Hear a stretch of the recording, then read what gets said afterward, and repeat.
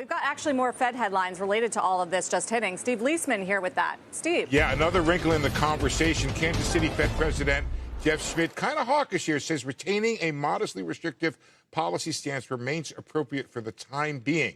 He supports a patient approach to changing policy. Schmidt is a voter this year from Kansas City. He says growth remains solid, inflation remains too high, and policy should remain modestly restrictive. So talking against this imminent September rate cut.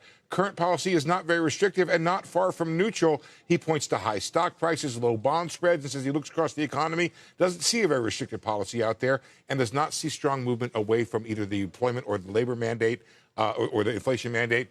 And this is where it gets interesting here, because this is a discussion of what role the Fed is playing. It says there's a limited tariff effect on inflation is a reason for policy to stay on hold, and maybe some of the reason why inflation has been more muted than perhaps expected. Muted expected inflation from tariffs is a sign that policy is in the right place. So the Fed playing a role here, according to Schmidt. Moderate demand growth, cooling labor market work against tariff pass-through, and he warns aggressively boosting demand risks price increases.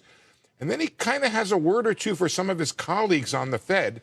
Says, you will not hear me talking about inflation excluding tariffs. The measure, he says, is neither meaningful and not a measurable concept. Governors Waller and Bowman have both done to this. Take a look now. Bowman and Waller are kind of in the let's cut right now. We had Barkin this morning. You guys read the headlines.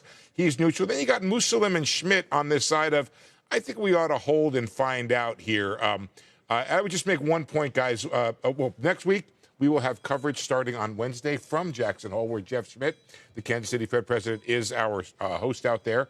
We'll have a bunch of Fed interviews, a bunch of other things going on, of course, coverage of the Fed chairman's speech. Guys, back to you.